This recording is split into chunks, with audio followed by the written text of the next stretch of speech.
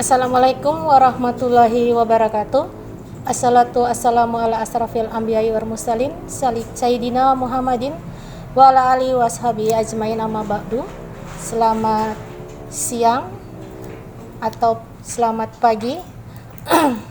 Baiklah, pada pertemuan ini Ibu mendapatkan tugas ya untuk memberikan materi pada Matsama tahun pelajaran 2020-2021 dengan tema atau dengan judul Muatan Kurikulum tahun pelajaran 2020-2021 di MTS Negeri 2 Kota Mobagu. Ya, selamat bergabung adik-adik sekalian di sekolah kami. Ya. Sebelum Ibu memberikan materi, ada sedikit pantun yang akan Ibu sampaikan pada adik-adik. Terbang tinggi burung pelikan, hinggap di atas rumput jerami. Selamat datang di MTS Negeri 2 Kota Mobagu, tempat kita berprestasi dan berakhlak mulia. Inilah materi yang akan Ibu sampaikan pada hari ini mengenai muatan kurikulum dan penilaian MTS Negeri 2 Kota Mobagu tahun pelajaran 2020 dan 2021. Sebelum Ibu memberikan materi, Ibu akan memperkenalkan dulu ya identitas Ibu. Nama Nurhayati Masloman, SPD, MSI, tempat tanggal lahir Denpasar 15 September tahun 1971. Jabatan sekarang Wakil Kepala Madrasah Bidang Kurikulum di MTS Negeri 2 Kota Mobagu. Alamat kantor Jalan Haji Jakarya Imban, Kota Mobagu Selatan. Alamat rumah Perumahan Pepundayan Permai, Kota Mobagu. Pendidikan terakhir yaitu program Pasca Sarjana Universitas Negeri Manado. Perjalanan jabatan pertama, Guru Man 1 Kota Mobagu dari tahun 2003 sampai Februari 2019. Yang kedua, Kepala Laboratorium Man 1 Kota Mobagu. Yang ketiga, Kepala PIKR Man 1 Kota Mobagu. Kemudian Kepala UKS Man 1 Kota Mobagu, dan sekarang di MTS 2 sebagai Wakil Kurikulum Bidang Kurikulum MTS 2 Negeri Kota Mobagu. Prestasi yang pernah Ibu capai, yang pertama di bidang keguruan ya, juara 1 terbaik guru teladan tingkat kabupaten 2017, 2018 dan 2019. Kemudian yang kedua, prestasi penulisan karya tulis laboratorium tingkat madrasah Sebolmong Raya tahun 2018. Tujuan pendidikan di madrasah sebagaimana yang telah disebutkan dalam Peraturan Pemerintah Nomor 19 Tahun 2005 tentang Standar Nasional Pendidikan Pasal 26 Ayat 1, Standar Kompetensi Kelulusan pada jenjang pendidikan menengah pertama bertujuan untuk meletakkan dasar kecerdasan, pengetahuan, kepribadian, akhlak mulia, serta keterampilan untuk mandiri dan mengikuti bidang lebih lanjut.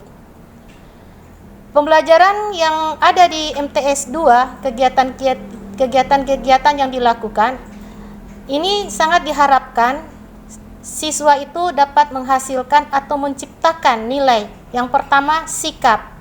Jadi sikap adik-adik kami harapkan memiliki perilaku yang mencerminkan sikap orang yang beriman, berakhlak mulia, berilmu, percaya diri, bertanggung jawab dalam berinteraksi secara efektif dengan lingkungan sosial dan alam, serta dalam menempatkan diri sebagai cerminan bangsa dalam pergaulan dunia. Yang kedua, pengetahuan.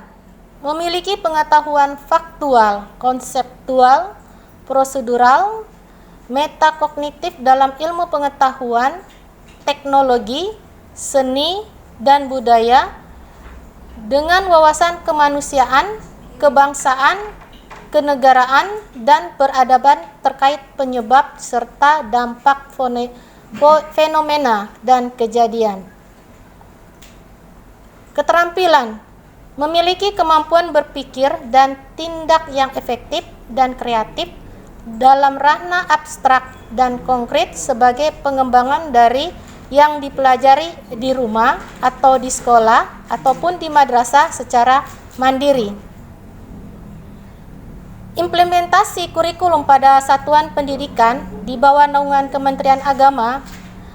Yang pertama, KMA 183 tahun 2019 tentang kurikulum PAI dan bahasa Arab. Yang kedua, KMA 184 tahun 2019 tentang muatan kurikulum dan penilaian. Struktur yang ada di kurikulum 2013 untuk kelas 7, 8, dan 9 ini dibagi atas dua kelompok. Yang pertama, kelompok A yaitu pendidikan agama Islam terdiri dari Al-Quran Hadis. Kelas 7, kelas 8, dan kelas 9 itu adalah 2 jam. Kemudian fikih kelas 7, kelas 8, dan kelas 9 2 jam juga.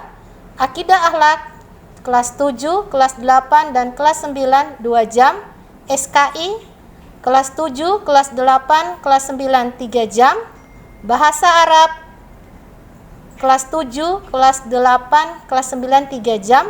Bahasa Indonesia kelas 7, 6, dan kelas 8 dan kelas 9 6 jam.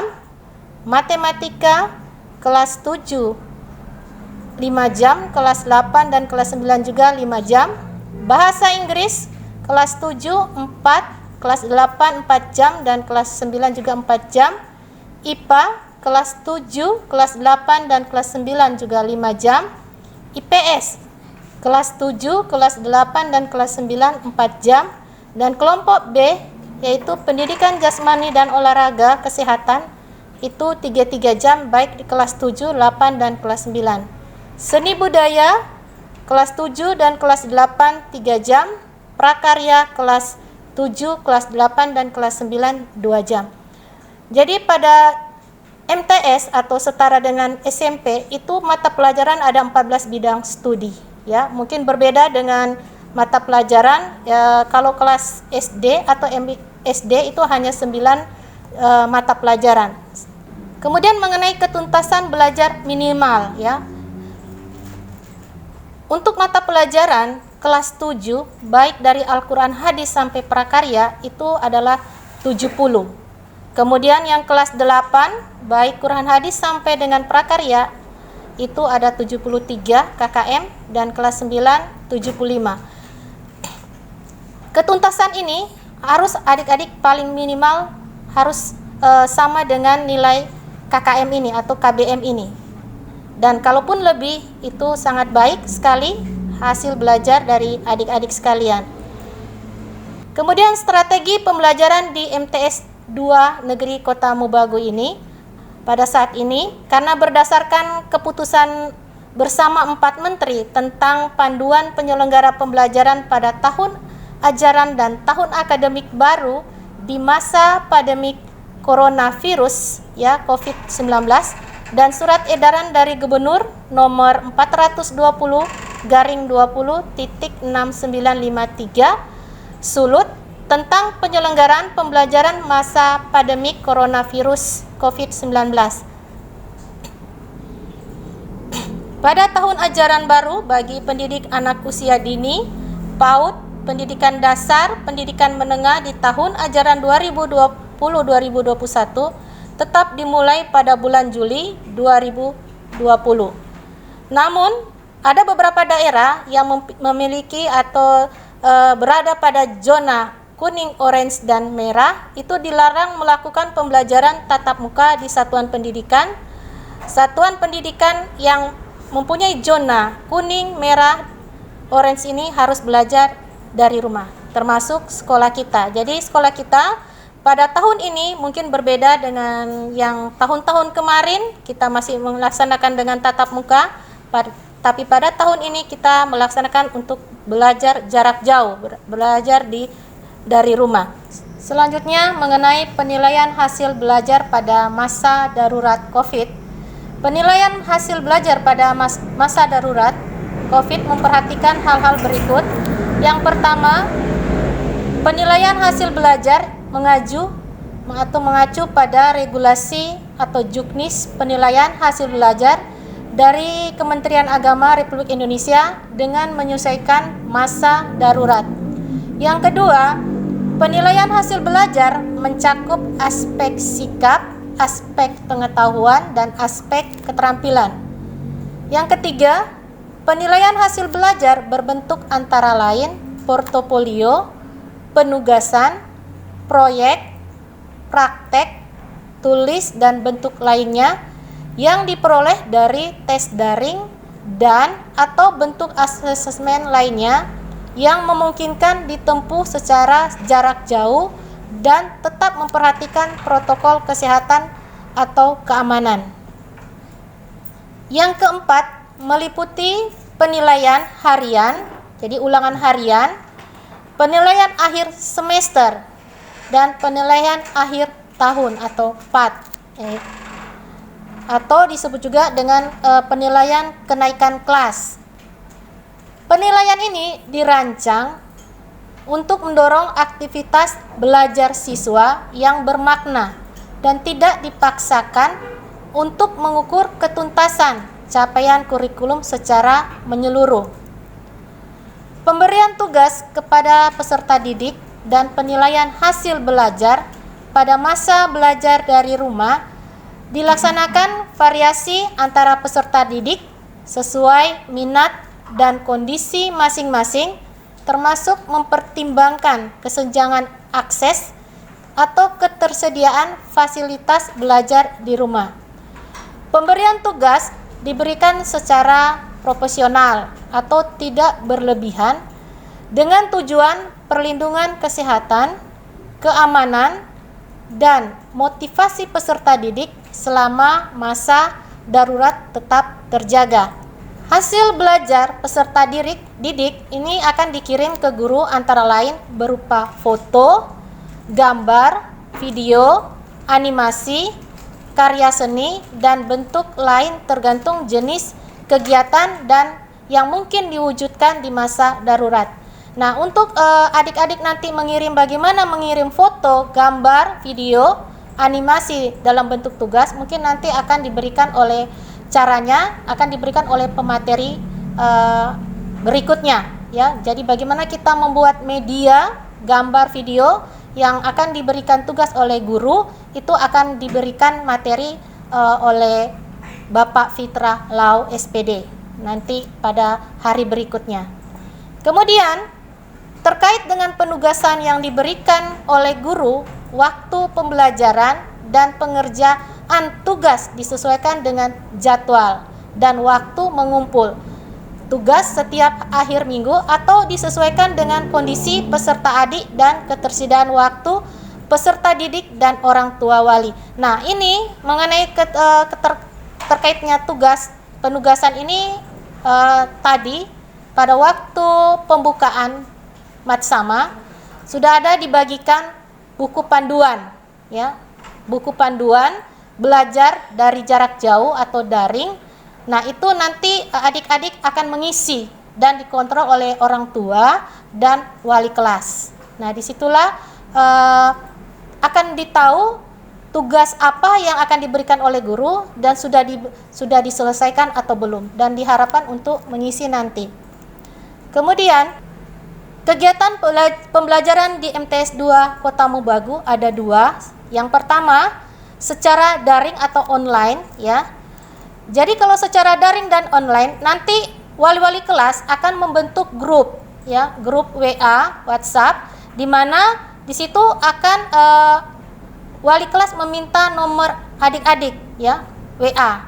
Di situ nanti guru mata pelajaran atau wali kelas akan mengirimkan materi dan diharapkan adik-adik mengikuti materi yang akan diberikan oleh guru mata pelajaran, dan materi itu akan sesuai dengan jadwal yang ada di buku panduan. Jadi di buku panduan juga itu ada jadwal dari jam subuh ya, jam 4.50 atau 4.30 untuk melaksanakan sholat, sampai pada kegiatan jam pertama untuk pemberian materi untuk bidang studi tertentu.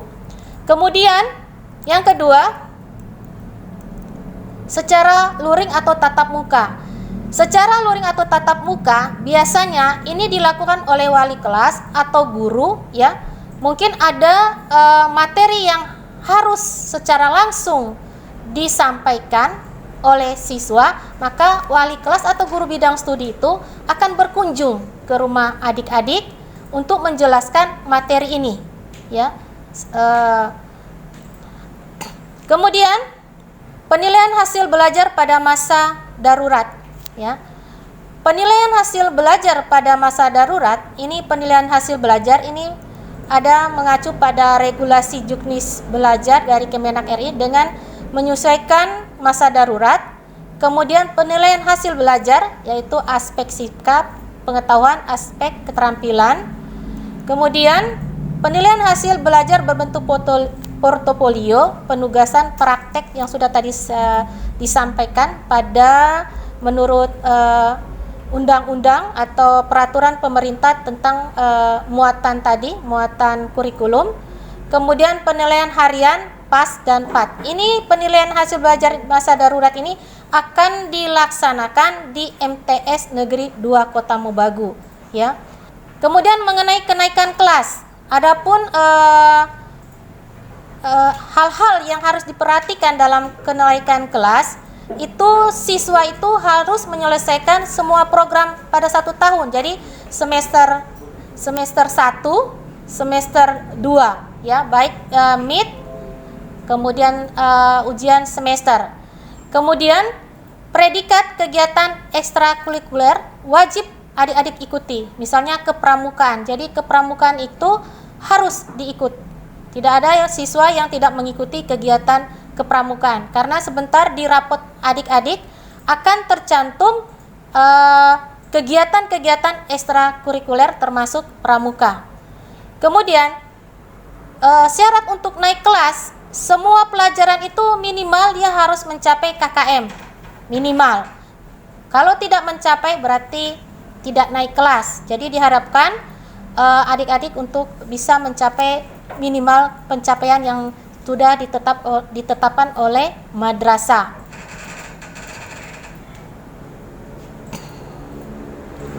Kemudian yang berikut, dia harus adik-adik harus mempunyai predikat sikap yang baik, yaitu memenuhi indikator kompetensi sesuai dengan kriteria yang sudah ditetapkan oleh madrasah. Itu mengenai kenaikan kelas.